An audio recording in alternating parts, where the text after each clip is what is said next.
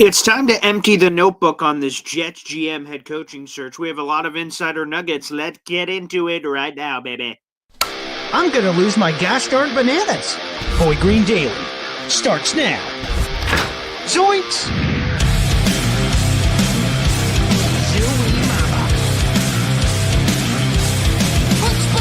I made it clear that my intention was to play, and my intention was to play for the New York Jets.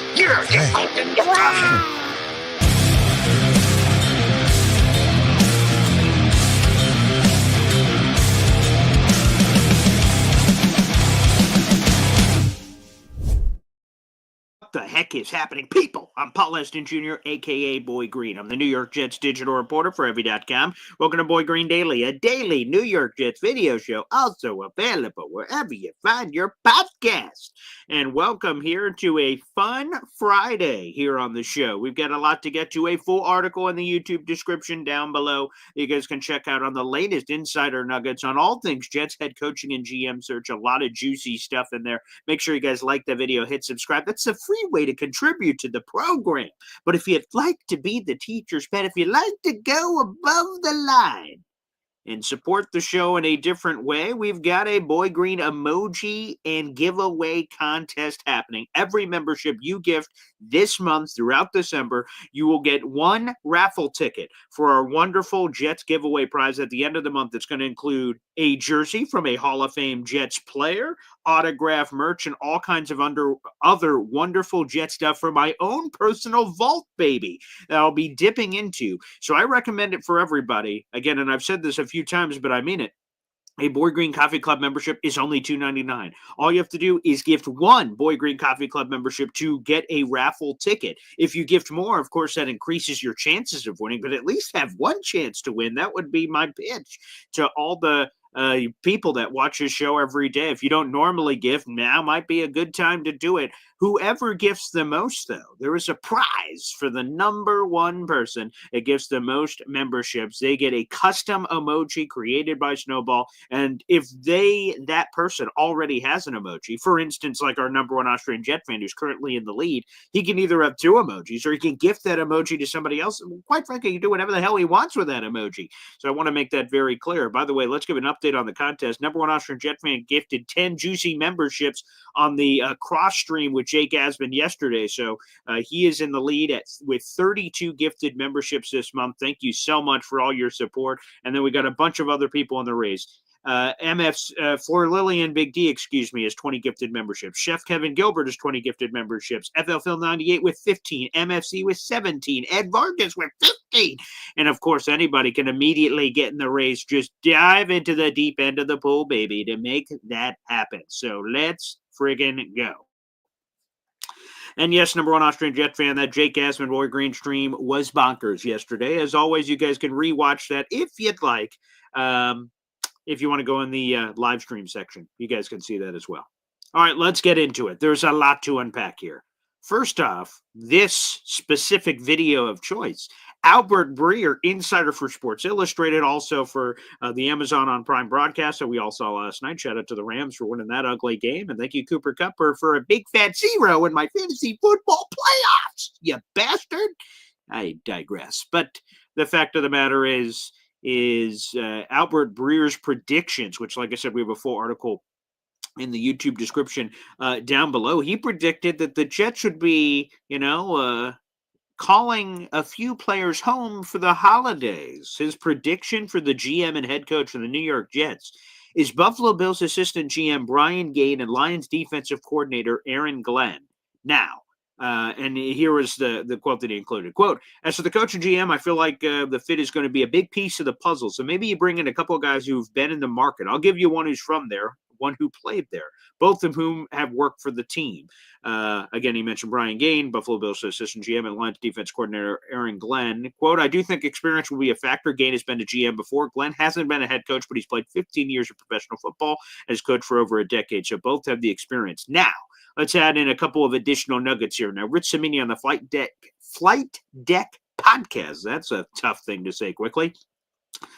He said this week that Aaron Glenn is very, very, very interested in the Jets vacancy. And he told Rich Cimini a couple years ago, not recently, but he told him a couple years ago that this would be his dream job to come back home. He was a first-round draft choice of the New York Jets. He spent 8 of his 15 seasons in the NFL. He played a long time, had a wonderful career. Over half of his seasons in the National Football League were with the New York Jets. He served as a scout for 2 seasons after his playing career, which launched into, he was a scout for 2 years. I was like, I actually want to get into coaching. And he launched into a wonderful coaching career where he's got a lot of ties. So Aaron Glenn wants his job. There's no question about it. And like I said, he spent 8 of his 15 seasons. Now, Brian Gaine wasn't nearly the player that Aaron Glenn was. Not that this is a pissing contest or anything, but he only had a cup of coffee in the league. His first team that he was with was, of course, the New York Jets as an undrafted free agent back in 1996. He lasted in the league for 3 years on practice squads on each of those teams, and then he fell out of the league. But after his playing career, he pulled a similar move to Aaron Glenn, and he jumped into scouting with the New York Jets. The first 6 seasons of his post-playing career were spent as a scout with the New York Jets, and then from 2005 to present day, so the last 20 years, he has advanced his career as an NFL executive, assistant director of pro scouting, assistant director of player personnel, director of player personnel, assistant general manager, vice president of player personnel, senior personnel advisor, and finally, he has been a general manager before he filled in for the Houston Texans. It was a medical situation with the wife of one of the Texans executives. One of the Texans executives' wives had cancer, and so that person in power had to step away. Brian Gaines stepped in and was basically a general manager for like a year and a half, give or take, is what he was. And then he was let go. And now, most recently, he's been with the Buffalo Bills as their assistant general manager. So it'd be a cool coming home story for a guy who had a cup of coffee with the Jets as a player, was with them as a scout for the first 6 years of his post-playing career. Aaron Glenn, again, 8 of his 15 seasons. There'd be a lot of touchy-feely here, a lot of, okay, yeah, let's bring him on back home. Obviously, Brian Gaine knows the division incredibly well, being over there with the Buffalo Bills. He's been with the Buffalo Bills since 2019, so he's been there the last 5 years. Started off his first couple years as a senior personnel advisor. Then he transitioned to the assistant GM back in 2022 for the Buffalo Bills. So obviously, he's incredibly familiar with the division that you like a lot, obviously, with Brian Gaine, and that he's been a GM before. So if experience is a big factor for people. And normally, folks, GMs don't get multiple whacks at the piñata. You know what I mean? When you're a GM and you succeed or flop or whatever happens, either you're still a GM if you're successful, or if you flop, then you'd never normally get another whack. It's very difficult. It's different. There's all kinds of retread head coaches in the National Football League, but GMs, there's not normally that double dip. So that'd be a unique opportunity. Whatever he learned from that Houston Texans run, perhaps he could carry over to his next opportunity. I like Brian Gaine a lot. He's a Bill Parcells guy. From the end of his playing career to his scouting days, he knew a lot of the Jets people back in the old days, which is great. 1999, 2004. That as a scout, he was with the Jets when they won the division. He was with the Jets at the Bill Parcells transition there in the early 2000s and playoff success. So hey, man. Yeah, let's bring some of that back. Same thing for Aaron Glenn back in those days being with the team. So it would be awesome. And Backwoods Aren't Cool says, bring them gentlemen home, culture builder. There's no doubt about it. Because you can 1,000% say that about Aaron Glenn. And I'll read a quote from Rich Samiti's podcast this week on Aaron Glenn as well. We'll definitely get that out there because that's a goodie. So let me actually, I'll read you guys that right now. Let's go to that. This is Rich Samiti on Aaron Glenn. So I just told you a bit about Brian Gaine, but here's some more on Aaron Glenn. Again, shout out to Rich Samiti on the Flight Deck podcast. Quote, let's see, where do we want to start here? I'll just read the whole quote. Now, I have not talked to Aaron in quite some time, but I can tell you that he is really interested in the Jets position. I think he'd love to talk to them about it. He interviewed with the Jets in 2021. I think at that particular time, he was just getting on the head coaching radar, but obviously his stock with the Lions' success is at an all-time high. He's a good leader. He knows how to change a culture. There's no better example in sports than the Detroit Lions, end quote. So there would be a sex appeal of coming home. No question about it. Coming home would be a cool story that I think Jet fans would rally around. So there's that aspect to it. Aaron Glenn is from a winner right now. The Detroit Lions, to Rich Cimini's point, are this great. The culture sucked. The Lions were an 0-16 team in their past. Like this Lions franchise has never been to the Super Bowl. Like they haven't had a lot of success, and he's been a part of this turnaround. So that, to me, is incredibly encouraging. Look at what he's done with the defense. With all these superstar players out, he's found a way to make them continue to be competitive. That part is entertaining. And plus, Brian Gann, look at the Buffalo Bills. The Buffalo Bills obviously have been a friggin' wagon over the last bunch of years. That part would be very, very awesome as well. So there's a little bit on them. Before I get any further, let's keep answering some of your questions. Our number one Austrian Jet fan, butter or lettuce? I'll be honest, I'm a butter guy. Lettuce tastes like nothing. I've had lettuce. It's like water, and I don't even know what else. I have no idea. But I am definitely on butter. I put butter on everything. I had biscuits last night. Butter went on the biscuits. Trying to think of butter goes on everything, man. B-Mac made a wonderful pitch about it going in rice, but you can put butter on everything. So I'm all about butter. Screw lettuce. Yeah. Dave Briga here. These two guys don't interest me to turn this franchise around. Fair enough. And to be honest, I want to have these healthy conversations back and forth.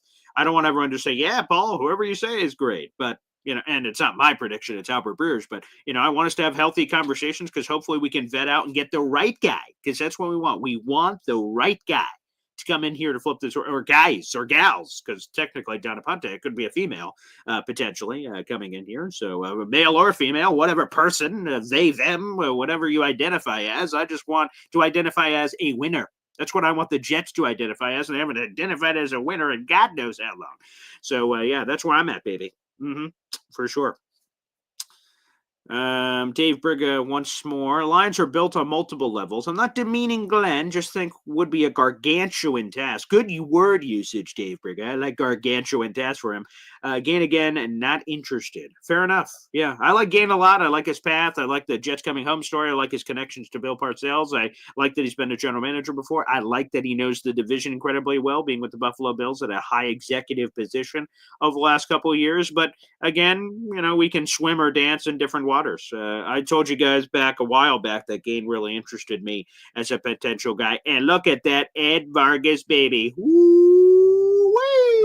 Gifting a 5-pack. Oh, yes.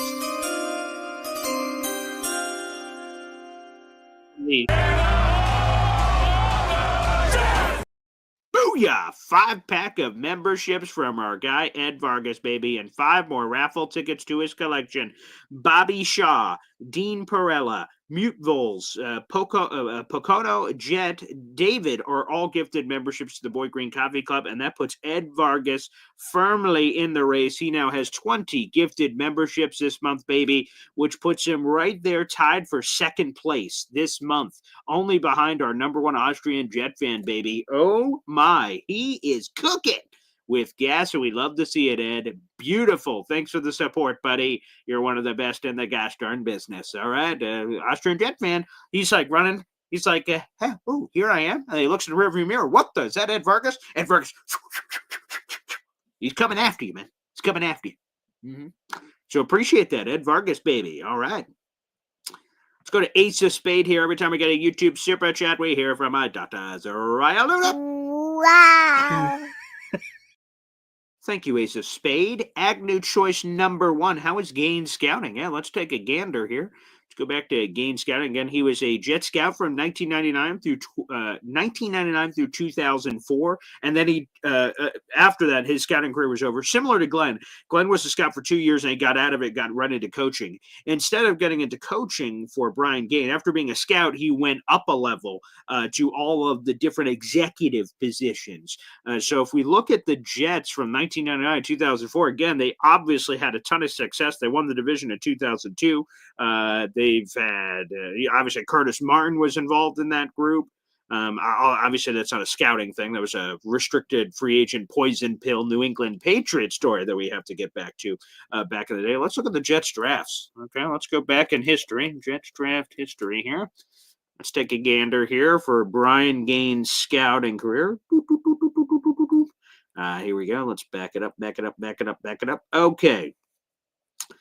All right, here are the Jets drafts. Let me see. Players who stand out. Well, obviously that 2000 draft. Now, this is kind of the same flack we get for the 2022 class. We're like, ooh, Sauce Gardner, Garrett Wilson, Brees Hall, Jermaine Johnson. People go, yeah, you had a lot of high picks, so it was easy. That's not true, man. Look at Cleveland. They had like over a 10-year stretch, or it's probably shorter than that, over like a 6-year stretch, they had multiple first-round picks each of those years. And they drafted guys like Brandon Whedon and Trent Richardson. So just because you have high picks doesn't mean you can nail it. But that 2000 draft that old Brian Game was a scout for, Sean Ellis, Ring of Honor guy. He's not a Hall of Famer, but he was a Ring of Honor guy. Had a wonderful career.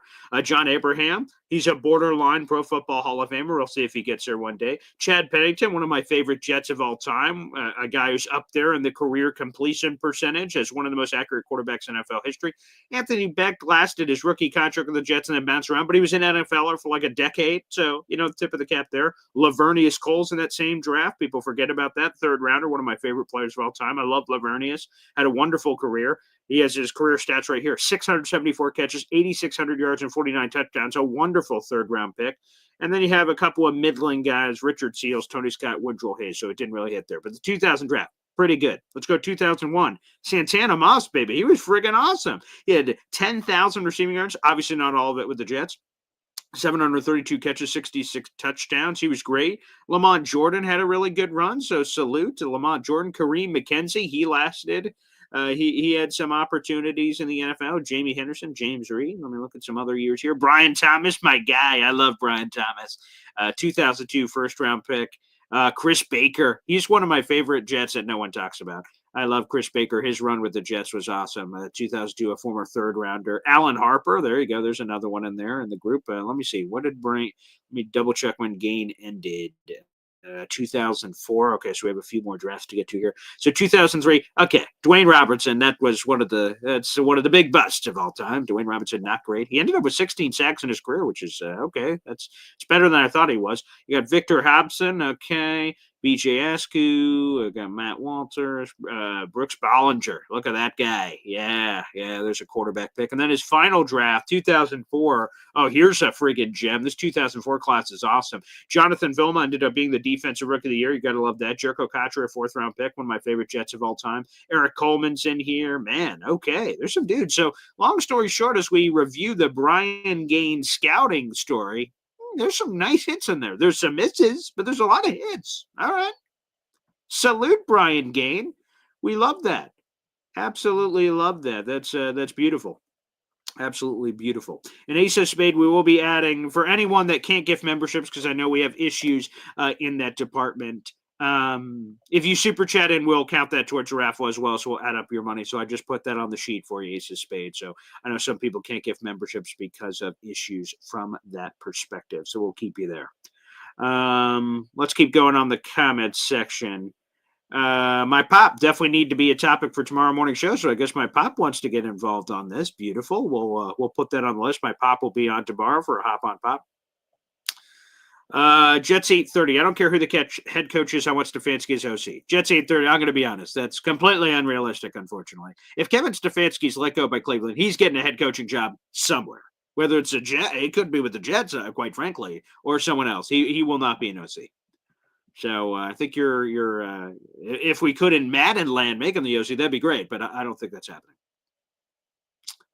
No one Austrian Jet fan. I'm opening up. I'm okay with the first time coach, but it depends. I'm kind of in the same pool as you, number one Austrian Jet fan, because I feel like if we just box ourselves in and say no first time head coach under any circumstance, and then you look at some of the best head coaches in the league right now, a lot of them were first. Ricky made a beautiful, compelling case for it on the call yesterday. Sean McVay, first time head coach, and it's worked out beautifully. Now, obviously, there's swings that have hit and swings that have missed on the first time head coach. But we shouldn't just completely roll it out as not a possibility. Now, 99% of Woody Johnson's history as the owner of the Jets has been first-time head coaching wax. The only one who isn't is Adam Gase. And obviously that went terrible. And not only was he the only non-first-time head coach, he was the only offensive guy. So he checked two things off the bucket list in that class. So again, I'm kind of open to everybody. I want the Jets to do a fully vetted out process and make sure they turn over every stone and make sure they get it right. I don't care if they take forever to go through this process, just get it right. Get it right. So, personally, well, obviously my number one guy on the list is Todd Monken, and he would be a first time head coach. So obviously I feel that way. But Vrabel's number 2 on my list, and he's a retread, but he's done very well in his retread spot. So, long story short, I'm open to multiple options, and that includes both first time and others. Ed Vargas, hey, Paul, please give your parents my best. My wife and I enjoyed meeting them at the game. That was super cool. I'm glad that my parents were able to be there for that. And like I said, I've talked about it behind the scenes. Also, if you guys get memberships to the Boy Green Coffee Club, of course, you get access to the Discord channel. And one of the things we're talking about for next year is whether we could do like a Boy Green meetup and do like a ticket package of some kind. We're all sitting together for the game and doing something cool. So we'll keep you guys posted as we try to cook up ideas for that. But Ed, it was wonderful to meet you and your beautiful wife, and I'm glad that you get to meet my family as well. I think it brings us all closer together, which is really cool. Okay, let me catch up on the comments here. Off work today. Shout out to EC, getting some breakfast. I love breakfast. Breakfast, one of my favorite meals of the day. Dave Briga. Abraham was good, if I remember correctly. They didn't want to pay him. Yeah, they ended up trading him. I believe those two Atlanta Falcons. We got a first-round pick. That ended up being Nick Mangold, so that worked out great. But Abraham, like I said, had a borderline Hall of Fame career, and he was one of our last truly great pass rushers. We've had a few recently that are turning it around, but he was like forever. I remember as Jet fan, we said, oh, man, we need a pass rusher. We haven't had one since John Abraham. If we're at the bye, that's what we were debating about and slamming on the table. So, yeah, they did not pay him. And John Abraham has had a great career. Reese, his drafting is great. Again, he wasn't the guy making all the picks, but his scouting looked pretty good. Some of those picks looking pretty nice. BG, I know some want Rex and some don't, but what if he brings in Stefanski as OC? Just wishful thinking. Yeah, okay, yeah. If Rex Ryan says, hey, man, I'll bring in Kevin Stefanski as my OC, I'm like, where do I sign? I got the pen. Where do I sign? I would sign up for that right now. Again, I don't want Rex because ex-girlfriend vibes and all that jazz. He's passionate. How do you not love that? I'm a fellow passionate guy. He's very inspirational in his radio ops talking about the job. That's all cool. It's a very pom-pom. Yeah, I'm all about it. It's our glory days. It's the last time the Jets were good. All of that is groovy and gravy, baby. But it is wishful thinking. Kevin Stefanski will not be an OC. Kevin Stefanski would be the head coach in that scenario. Maybe Rex Ryan could be his defensive coordinator. But sure, if you can get me Stefanski, I'm willing to talk about all kinds of things. McKenzie went to the Giants with the Super Bowl winner. That's what I thought. I thought he was starting, but the statistics weren't right on the Pro Football Reference for him. They had him like out of the league immediately, but that's not what I remember. I remember him being that right tackle, so thank you for that. And Santana Moss, great returner for the Hurricanes. Great returner, great receiver. Yeah. I wish Santana Moss spent more time with us, to be honest with you. Great player. Santana, yeah. Phil's on Vrabel and Dorsey. Oh, that would be fun. Sure. Yeah. That'd be great. Dahl, good morning. Good morning. Happy Friday. JETS, jet. Let's get one of those going, baby. Sure. Yeah. Okay. Here we go.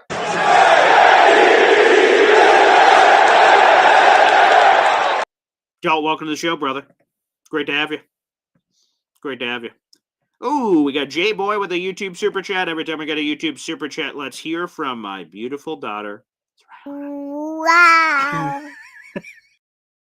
The best thing the Jets can do is lose Sunday. I don't care if Rodgers has to take the snap and turn around into the end zone every snap. Go Jets draft pick, says J-Boy. Yes, we haven't talked a lot about it this week. We had a very special. I highly recommend it, by the way.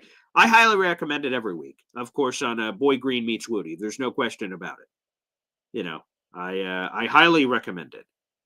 But in particular, yesterday, we had Ken Rogers. He's the co-director of the ESPN 30 for 30 documentary that drops tonight at 8 o'clock on ESPN. And if you don't watch it live, you can catch it on all the ESPN Plus, the New York Sack Exchange. Guys, that was a terrific interview yesterday. If you have time to go back and listen to an interview, I know a lot of you guys, we have a lot of Boy Green Daily listeners that just listen to the morning show. And I appreciate that. Thank you. You help keep my lights on, which my family appreciates. We like seeing and eating and drinking. So God bless. But if you're going to watch an interview beyond the morning show, again, I can't recommend it enough. Ken Rogers, he's of NFL Films. He's the co-director of the 30 for 30. It's like a 20-minute, 25-minute conversation, maybe. It's not a very long interview, but you guys should definitely check it out. A lot of fun talking about the New York Sack Exchange. He was there for the Gastineau Brett Favre moment. I highly recommend it. Highly recommend it. But the reason I bring that up is it was a wonderful interview. But the other reason is normally on Thursdays we bring in an insider from the opponent to talk about the game. For this particular week, a lot of my people in Jacksonville, well, they work for the team or work around the team. So unfortunately, they couldn't come on the show. They were doing Jaguars things, unfortunately. So it gave a good opportunity for Ken Rogers to come on the show, which is a long way of saying we haven't talked a lot of Jets Jaguars this week. 3-10, 3-10. And this is a massive game, to Jay Boy's point. Whether you're on the tanking crowd or not, this is obviously a massive factor. As I have the tankathon numbers in front of me, the Jaguars at the draft starts today would pick 5th overall in the 2025 NFL draft. The Jets would pick 7th overall. The strength of schedule, the Jaguars obviously have the advantage. They have a 489 strength of schedule. That is better than the Jets, and it's better than the Titans. That's better than the Browns. We have a big glob of 3-10 teams. It goes all the way from the 3rd overall pick to the 8th overall pick. So talk about that gap. If the Jets' strength of schedule was different, they could be picking as high as 3rd overall right now without anything being included. They could also be picking as low as 8th overall, again, if their strength of schedule was a little worse. Long story short, you don't have to worry about strength of schedule if you have less wins than the other person. Then the strength of schedule is irrelevant. So it goes to Jay Boy's point here that it is massively important from a tank perspective. So, yes, the Jets are eliminated from playoff contention. They can't win. They can't go to the playoffs, excuse me. And they got 4 games remaining. This is the most likely game the Jets can win this season. You saw the Rams last night, and that was a rain fest. But Rams are awesome. The Bills are awesome. The Dolphins, we should have beat their ass, but that's neither here nor there. And then we have this Jaguars game. Those are the final 4 games for the New York Jets this season. This is the most winnable game on there.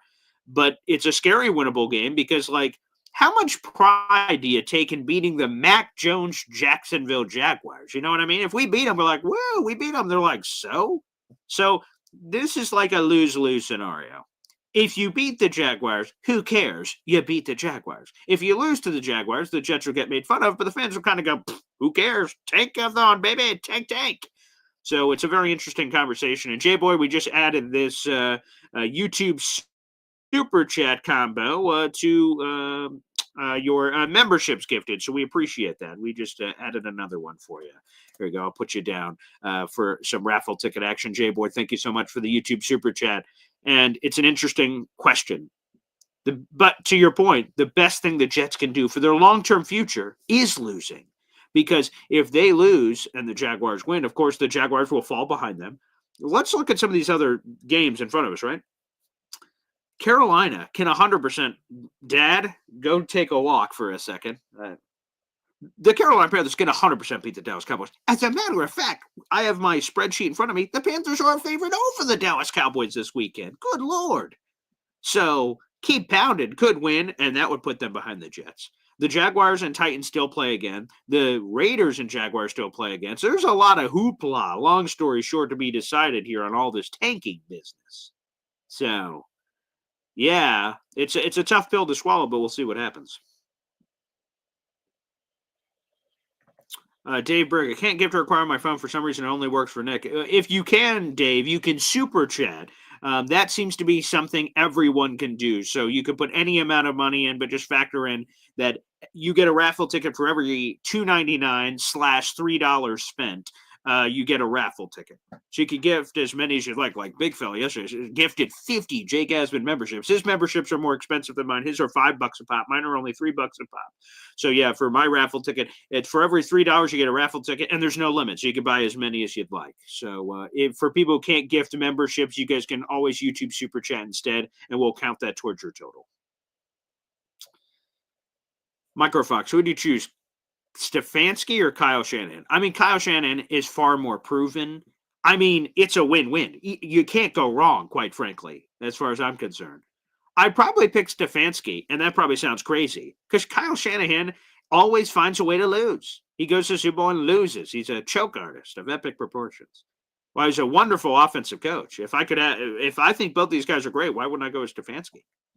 So I'm sure that's not going to be popular, but I just give you as I will.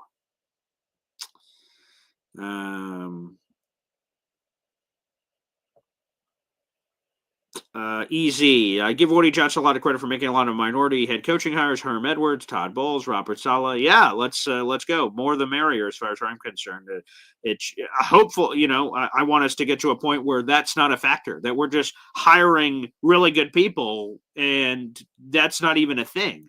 But I like that Woody's going out of his way because the analytics speak for themselves. That we don't have a ton of minority coaches that are getting these opportunities. That's the accelerator program, which Philly Noodles did a wonderful job of bringing up a couple weeks ago about all the in-depth guys. And thus that's an opportunity for owners to meet the people in the accelerator program, which opens up their opportunities for potential future head coaching gigs. So all that's beautiful. I'm all about diversity and those guys getting opportunities because it's proven to be very difficult for them to get the opportunities because it's kind of the chicken and the egg thing. How do they get the job if they don't have the experience, and they can't get the experience without the job? So, we need to have minorities in better positions of being offensive coordinators in this league, defensive coordinators in this league, special teams coordinators.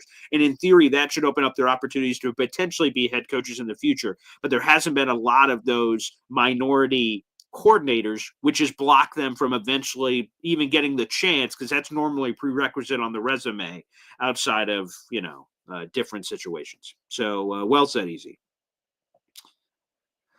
David Hall Jr., how do we feel about taking a quarterback? Everyone talking about Jalen Milroe. Well, at one point, Jalen Milroe was considered a first-round draft choice, the Alabama quarterback. Now, with more time that's passed, I've seen him go in the second or third round. I'm all fine taking a quarterback. Again, if it was up to me, I'd be taking a quarterback every year, personally. But if we're going to take one at the top of the draft, it seems like there's two guys currently. I mean, someone can rise throughout the process, I guess. There's two guys up for consideration potentially. Shedeur Sanders, the son of Deion Sanders of Colorado, who is a more accurate player. Or you got Cam Ward, who's more explosive. He's not as accurate, and there's some mistakes in there, but he's an exciting player. So those seems to be the two quarterbacks, but it depends where the Jets pick, which goes back to the Jets-Jaguars conversation. The Jets have like a 2% chance and change to get the number one overall pick. That 2% chance and change includes the Jets losing out to have that opportunity. And it's going to be quite difficult to lose out because the Jaguars are terrible. The Jets are terrible, but the Jaguars are a different kind of terrible. And they have Mac Jones. Will Mac Jones make it rain on the Jets? I don't know. The Jets find creative ways to lose, so you can never really rule it out. So I'm all for a quarterback. I'm not for Jalen Milroe with the 6th, 7th overall pick, whatever the Jets would have. But I'm for, if we are in the right conversation and the people love Shedeur or Cam Ward, then let's go to town. If you don't, I don't want to force a pick for no reason. Dave Bricker says, bacon and butter on a frozen popsicle. What in God's green earth? I see. Interesting. All right. Taylor Strong, are you rolling out a big guy like Rex or Pete Carroll's head coach for a year and then move to the front office like Tampa did with Arians? That would let us groom the next guy that might not be 100% ready. Again, that Bruce Arians one was a very unique situation. They win a Super Bowl and it all works out. I would have to know who is the guy in waiting for Rex or Pete. Because, again, someone brought up the example. It might have been you, Taylor. I don't know who it was. But someone brought up the example of one of those Rex or Pete or somebody and then handing it off to Brian Flores. Brian Flores knows he's ready. He's been a successful head coach before. So he wouldn't be cool with the waiting a year for no reason and getting in. So you would need the right combination of people. I'm not rolling out anything, but it would have to be the right guy. It'd have to be the right guy. That sounds interesting in theory, but it'd have to be the right guy. Easy says, I want Rex Ryan so bad I can smell feet. That is one of the most disgusting things I've read on here. That is, that's quite obtuse. Hey, different kinks for everybody, I guess, but that is, what the flying hoot? What in God's green earth? J-Boy, look, Paul, I hate wanting to lose to the damn draft. I feel you, because we've had so many losses over the years. And to then be rooting for the loss is hard to stomach. But you're not wrong, J-Boy. You're not wrong. For the long-term health and future of the Jets, it is better if they lose. I agree. That is true. Doesn't mean we have to like it, but it's true. Dahl, if we get a top 4 pick, do we have a good chance to get Cam Ward, or are we set on a defensive lineman like Mason Graham? It depends who the 4 are. So currently, I have Tankathon in front of me. Vegas is in the market for a quarterback. The Giants are in the market for a quarterback. Carolina isn't. Bryce Young looks great. Patriots have Drake May. He looks great. And the Jaguars have Trevor Lawrence. Titans might be in the conversation. Depends how they feel about Will Levis. But I think the Tennessee Titans are going to not be picking in front of the Jets by the time all things are said and done. So like I said, currently at this moment in time, it seems like 2 quarterbacks are at the top of the draft. And if 2 quarterbacks are, and the Jets are the Raiders and the Giants, I doubt that a quarterback is going to be available, but you never know. So I think the Jets need a pick high enough that is not behind the Giants and Raiders. If that answers your question. Yeah. William says we should win, barring any great week of practice. That's funny. That's for sure. Taylor, if we get a top pick, the only sure thing is Travis Hunter. There'd be nothing wrong with that. The Jets say, F the quarterback thing. Let's just go get the best player in the draft, which will be Travis Hunter, who by all accounts can be a lockdown corner and a part-time offensive guy or vice versa. Like I said, we'll have draft people on here shortly. Emmanuel loves Aaron Glenn as a head coaching guy. Yeah. Edmund says, hey, Green, nobody wants to come to this shit show of an organization. I'd push back. It's first off, you have the generic, it's one of 32 jobs, which is true. But I think there's going to be guys like Glenn and Gain and others who have some jet tie that want to turn this thing around. And I think there are going to be people without any ties that say, hey, man, if I turn around with the Jets, I'm going to be a king. I'm going to be, everyone's going to be kissing the ground that I walk on. Paused and my father. What's Mac Jones' record as a starter versus the Jets? Probably pretty good, I'd imagine. He has beaten us before, as Jared B says. Yes. Philly Neuters. Hey, BG, have you seen Buffalo Jet fans mock draft offseason moves yet? For us, no, I have not. I run into his content sometimes, but I've not seen it. He has a lot in common with your thoughts. Oh, great.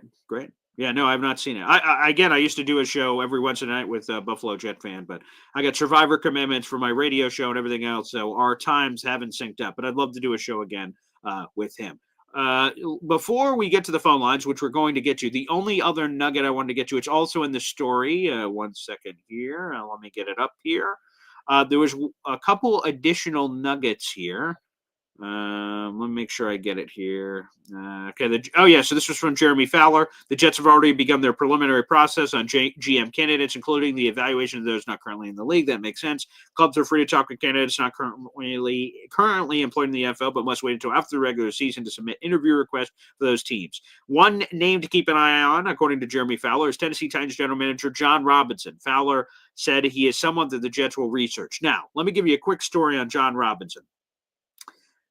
For those who want Mike Vrabel, John Robinson coming, I'm not sure is great news. So John Robinson has a wonderful record as a general manager. We'll get into that in a second. But the rub between John Robinson and Mike Vrabel was the Tennessee Titans decided to trade away A.J. Brown. They traded him in the draft, of course, to the Philadelphia Eagles. They got a first-round pick back they used on Treylon Burks, who sucked. He's been terrible. So put him aside. He's been god-awful. Okay, so he was terrible. And then A.J. Brown and the Eagles came into Tennessee and smacked around the Titans, and A.J. Brown had this awesome game. And so a lot of Titans people were pissed. Ultimately, John Robinson's fired. So that was not great. He also made an aggressive trade for Julio Jones that swung and missed and was terrible, and he had some misses in the draft. But here are some things about him that was very good for John Robinson. He generated the 9th highest winning percentage in the NFL since 2016 when he took over the club. In his just under 7 years with the program, the Titans compiled a 66-43 record under his services. They never had a losing season, and they were on pace for their 3rd straight division title at the time of his firing. So John Robinson has been a GM before. He's been a GM for a long time. He's been a winner. He's never had a losing season. Think about that. The Jets in 13 of their last 14 seasons have had losing seasons. Only once they did, and that was 2015. John Robinson, under his reign with the Titans, never had a losing season. 0. And he won a couple of division titles mixed in there. Again, he had the bad thing with the A.J. Brown, which scares the hell out of me. Stay away from Garrett Wilson, pal. Okay, John Robinson? But the rest of it, not bad. Not bad when you look at that. Again, I'll have to talk to Titans people to get a better sense of it. But he's someone that Jeremy Fowler expects the Jets to do some work on, because technically John Robinson is unemployed, so he could be hired immediately by the New York Jets. He's also a two-time Super Bowl champion as well. He worked with the New England Patriots for a large chunk of time from 2002 to 2012 in a variety of roles, from scout, regional scout, director of college scouting again. He also went over to the Buccaneers for a couple years as director of player personnel until he was the GM of the Tennessee Titans. So he's got a nice little background there, a couple of Super Bowl rings. He had a lot of success there with Tennessee. But again, for folks that are hoping, ooh, that means Mike Vrabel's coming, I'm not so sure, because they had the big disagreement. Robinson decided to trade A.J. Brown. Vrabel was like, I don't want to trade A.J. Brown, and that caused a rub. Yeah, so I would imagine not. As Dave Brick is saying here, Vrabel and Robinson, as Paul states, won't work together. Robinson, not a bad trade for the A.J. Brown and all that other BS that happened there. So I wanted to make sure we got that out there, too. That's another one. And speaking of Vrabel, so Rich Cimini's reporting says people close to Vrabel said he would be open to the Jets job depending on the GM hire. Interesting. Jeremy Fowler, on the other hand, does not believe that old Vrabel is going to be coming here. He had this to say: they will conduct a wide-ranging search and all that. It's unclear whether the Jets will hire a coach or GM first, but the sense is it'll be a GM first. Fowler added, "I don't necessarily see the Saints or the Jets as the play for Vrabel, though it's early." So that's his reporting. He's like, "I don't think Vrabel and the Jets are happening," but that's just him. So we're having a lot of conflicting action happening there as well. And before we go to the phone lines, let's pour one out, everybody. Odell Beckham Jr. was released by the Miami Dolphins shortly before the show. And I will say, for anyone that's listened to this show, you know how much of a freak I am for OBJ, Odell Beckham Jr. Apparently there's a mutual release, which is how I describe every girlfriend that I've ever broken up with. It was always mutual. I've never been dumped. It's always been mutual, obviously. And OBJ is now a free agent to go sign where he wants. I wanted OBJ bad here. I love the star power. I saw the visions, but obviously the visions have been a whole lot of nothing. Austrian Jet fan thinks he's going to be a Jet. I would get that jersey immediately. I love OBJ, but it hasn't worked out great. And I imagine he won't be a Jet. He'll probably try to go play for a playoff team or something. But pour one out, everybody, for OBJ. Salute to you, sir. Salute to you. All right, let's open up the phone lines, baby, and we'll take some calls. Yep, hit it, baby. Boy Green daily, Boy Green daily, Boy Green daily. Talking just football, man.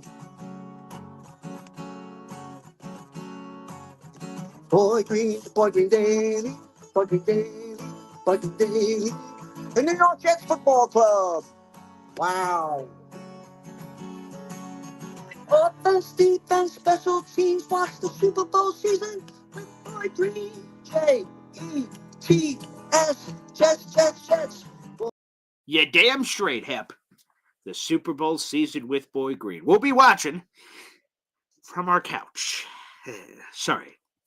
Anywho, let's go, everybody. Call into the show. That is the pinned comment on youtube.com/boygreen25. We have 500 people in the room. Like the video, hit subscribe. Thank you, everybody, for supporting the show. Again, the optimal way to enjoy the show to its fullest extent is on youtube.com/boygreen25. That's where you can like the video. That's where you can subscribe. That's where you can gift membership, super chats, and get all kinds of involved if you'd like to. So feel free to do that and enjoy the full flower of the show. If you're watching on any of the other platforms, you have to be over on YouTube to be able to call into the program. Without further ado, we got plenty of callers waiting. Let's go to my father, Paul Leston. Hop on, Pop. Hey now. Hey, Pop, what's going on? Yeah, I was going to call in until the last thing that just happened. And I had to call in and say, moron.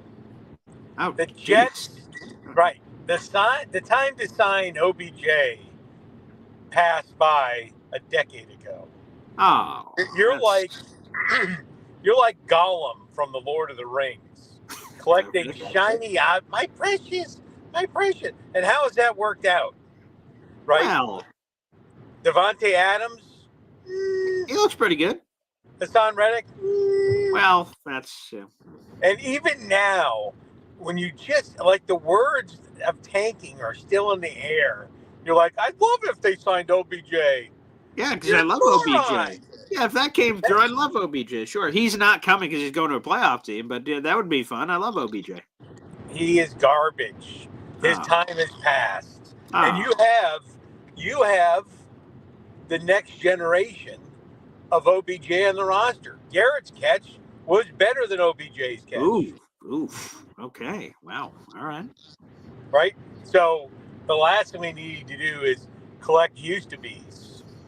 Right? And we seem to collect it a lot. It's time to purge the used to be's and move forward. But a lot to say on the head coach and GM. I'll save it for tomorrow. I'm on the way to South Carolina to my remote location for tomorrow's show. Sure.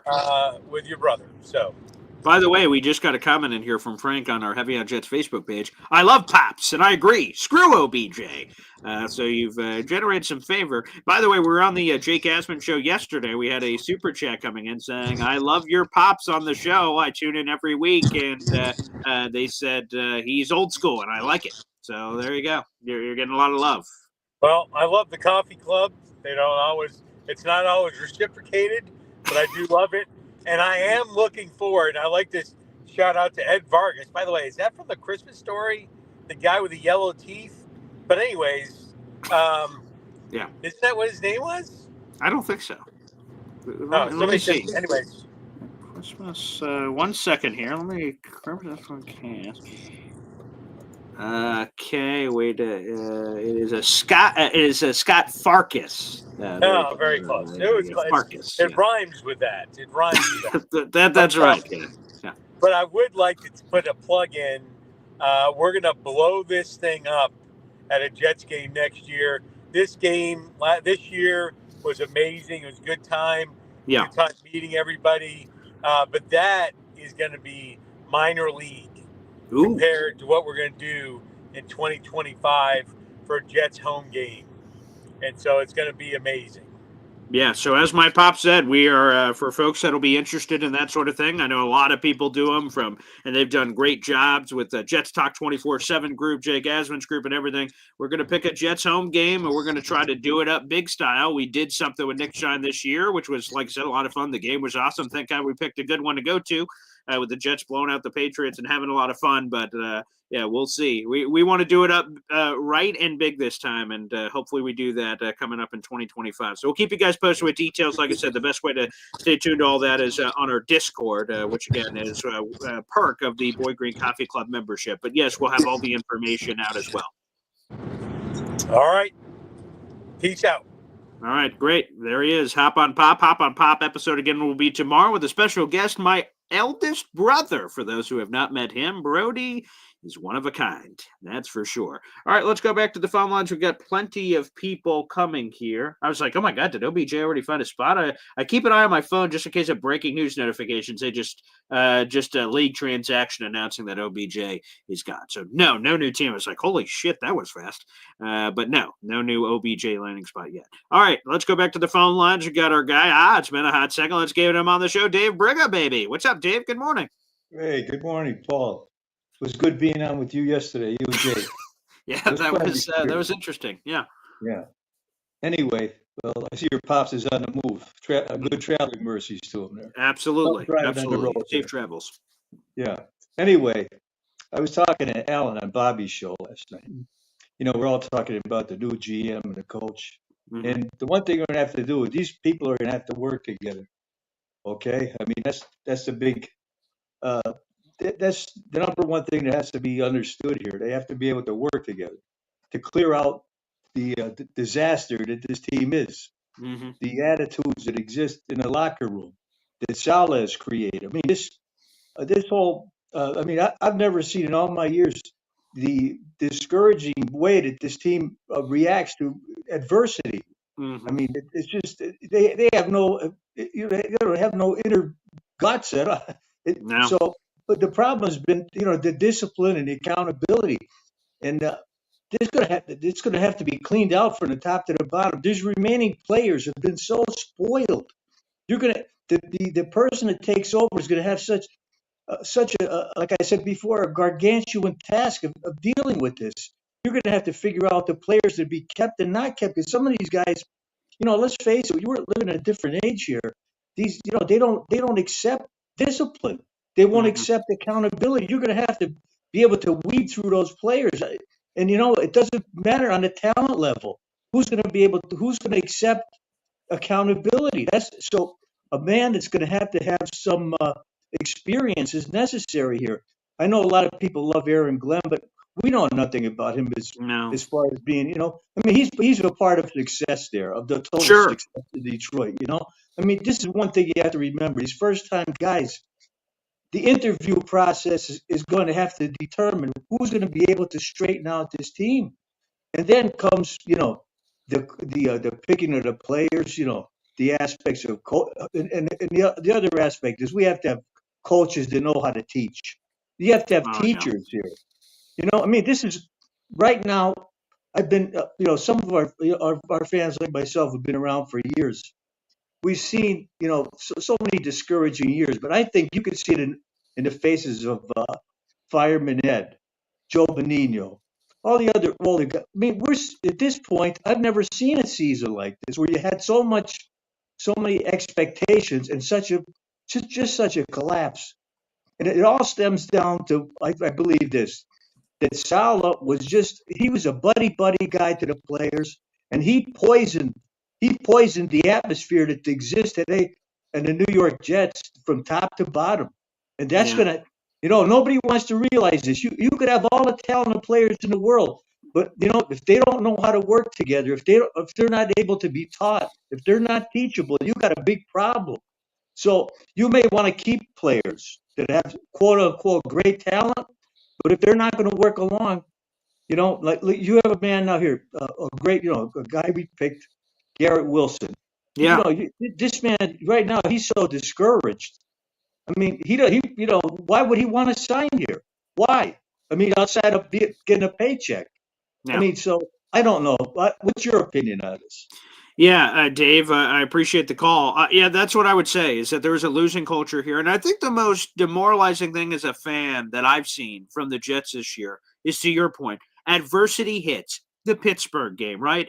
Yeah, Aaron Rodgers throws a pass that doinks off Garrett Wilson's chest, right? The adversity hit, but the Jets still had the lead. Boys, okay, one little shitty thing happened. We got to bounce back here. But what has consistently happened this season is when one shitty thing has gone wrong for the Jets, the entire house of cards collapses, and no one has a backbone. No one fights for this team. No one steps out of adversity. Is going to happen in the 1972 undefeated Miami Dolphins season. Adversity hit.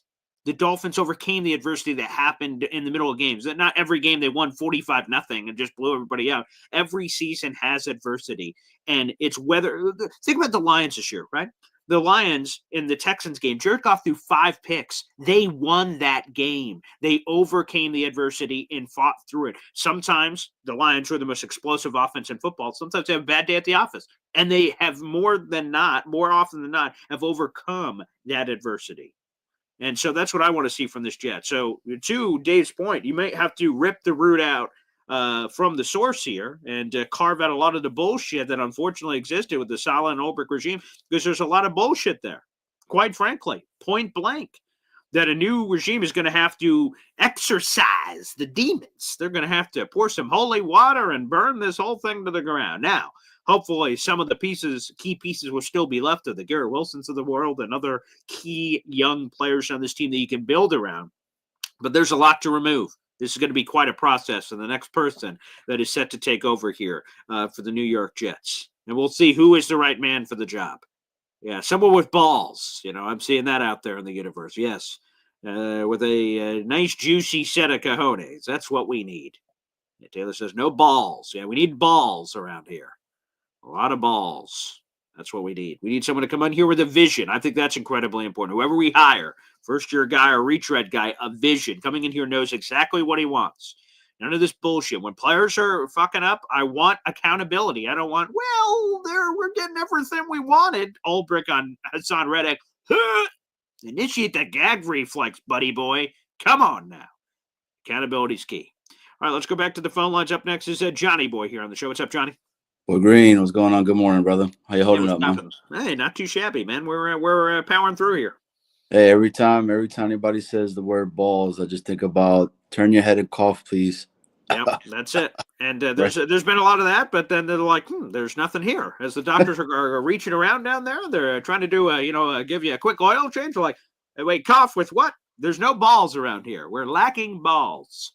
Major shout out to Dave Brigger. Brigger's a good dude. Love Dave. Yeah. I do enjoy his takes and stuff like that. But one of the stuff that in regards to of like the first time head coaching and GM situation Mm-hmm. and all that, Yeah. I don't understand what's the like why are people like worried in regards to that stuff like that. Look, at the end of the day, they're going to pick who they feel like it's going to be the best fit for this actual organization itself and Mm-hmm. go from there. They win with this organization, it's Messier conversation all over again. Let's So, go. Yeah. Rex Ryan, right? I mean, he did 2 years with us, and he's always known for those 2 years with the Jets. Everything else, we don't know. I don't want Rex, to be honest with you. I really don't. I want to go a lot younger. I want to go with, somebody that has balls, as you say, and stuff like that. I want somebody that, is not going to take any crap from any kind of player, that is not scared to say, you know what, I'm benching you. That's it. As simple as that. Um, I go to say this because I didn't want to talk about the GM head coaching stuff or whatever, anything more or less about the game that's coming up this Sunday against the Jags. Philly was kind of put it in the chat, and that's what I wanted to talk about. That the fact that a lot of these players are going to play, which worries me. For example, like Yes. Sauce. Yeah, Sauce is Sauce is starting. officially back. Ulbrich said he's good to go from the hamstring. Yep, but Breeze, the one we'll see. What's today? Friday. Yeah, we'll get a Jeff Ulbrich presser at some point, either this morning or early afternoon. I think it'll be in the morning. My gut is saying Brees ain't playing, but we'll see. Sauce is playing. That's 100% back, according to Ulbrich. So we'll see on that one. But Brees should be out. If he's playing, I'm going to be really pissed. Sauce, if the hamstring's better, then fine. But like hamstrings, if it was so dicey against the Dolphins, what would 1 week have changed? So that part's a little more. Brees, I'd be super pissed about. Sauce, if his hamstrings are good, then play. But I get what you guys are saying, though. I saw it in the private chat as you guys were ready to come on the show. I get what you're saying. I mean, for me, it's I want to see the younger guys that are there. Let's see what we have now, especially with the draft coming. I mean, we're not making the playoffs, right? I can't do the tanking stuff. Like I can't. Like I want us to win. I want us to keep winning. It is what it is. I mean, we don't have really good success when we have drafted and whatnot. So like, I'm not worried about where we're going to be positioned at or et cetera, et cetera. It is what it is. At this day, let's see what we got with Stiggers. If Stiggers is able to go ahead and play, put in Corley, let Corley rock. Let's see what we truly have Corley, right? We'll see if he even is active, because it was a healthy scratch this Healthy past week, scratch. and Lazard's back. So like, if he was a healthy scratch last week, I imagine with the Jets op process, I'm not saying it's right. I agree with you. Let's see what the hell Corley has. Is he going to be one of our 3 starting receivers next year? We need to know that this season. And Exactly. Unfortunately, with what we're doing, I don't know if he's going to be healthy or not healthy. I don't know if he's going to be active, which stinks. Exactly. And I don't know, man. Again, it's such a mess, bro. Like Ulbrich needs to have some balls and like say, nah, you're not gonna play, because if the whole reporting in regards to with Aaron Rodgers, and he had that injury, and he wasn't wanting to speak to the medical, and he's said it before on the Pat show where he's been like, I know my body better than the medical staff and all that stuff, but it kind of ended the season. That's when you come as a coach and say, hey bro, I know you're injured, like, look, we love you and stuff like that, you'll still be the starter, but we need to protect the Jets and get these W's, because that's what the season was supposed to be. Last thing, yesterday, bro, that interview that you had yesterday with the director for the show coming up, right? The documentary tonight with the stock exchange and all that. Oh, bro, if you guys have not watched that, please go back and take a listen to the insight that he's given in. And I'm very glad that what he said about Abdul Salam and all that. My pops to this day will always say it. He's like, Abdul Salam is the guy that does not get enough credit for that sack exchange and all that. He was a wrecker, man. Like people say the word game wrecker, like it was said yesterday. That's what he was. That gave the opportunity for everybody else around as well. Him, Marty Lyons, I mean, Klecko, Gassano. Imagine being during that time, man. So to all the old heads that are out there, man, like I hope they do justice on this, and it's not just a like, I hate that guy, I hate this guy, I hate that guy, and it's more of a, showing the techniques, what they've done, and a little tribute to, RIP to Abdul as well. So, BG, you're the man. I appreciate you, man. Hey, let's get a W this Sunday. There we Peace. go. Love it, Johnny. Hey, real quick, I want to give a shout out to our guy, Cali Jets. He was the one that is the whole theme of this very topic here on the show today. Let's give a shout out to Cali Jets. You guys can follow him on Twitter at Cali Jets, at CALI Jets, JETS. He asked the question to Albert Breer that even inspired our commentary here on the program today. So salute to Cali Jets. We could get to one more call, and then I have to go outside because I could see from here it snowed. The Family Guy, hey, Ollie, what's the weather outside? It rained. It's going to rain. It's going to snow. Good Lord have mercy. I'm seeing a lot of snow out there. That might require some additional shoveling to get to the radio station. So let's get to one more call real quick. We'll go to Philly Noodles here on the show. Hey, what's up, man? I won't hold you up too much. Okay. Buffalo Jet fan, for sure. Check that out if you can. He was talking about offseason moves with the draft. One of them being acquiring BJ Hill, which I love as a fill-in position. Ooh, at DC. okay, I like BJ. Yeah. And I had him highlighted off my sheet of players, including, without a doubt, grabbing Tyler Warren somehow, some way, getting that kid. Okay, yeah. You got to get a little spicy. If you don't take a QB, just get another defensive player first round, more than likely. Yeah, I mean, other than that, we got to let everything play out. The fact that the media does drive a lot of decisions with Woody, because Woody's soft-minded. We have to sit back and just really let this play out. I'm sure Rick Spielman will be like, "Hey, bro, you hired me. Shut up. Don't listen to that. I'm telling you what's best. I'm gonna help you here. Love you, big boy." All that good stuff. And only other thing I had to say is we need some moxie, right? Some balls. So let's say whoever the head coach is and the GM that first come into the office during the interview and whip out their balls in front of Woody, boom, whoever just drops it, just pair them together. Because clearly those two guys with their balls out should just, run. Okay. I'm all for it. Philly Noodles, thanks for the call, brother. And yes, balls.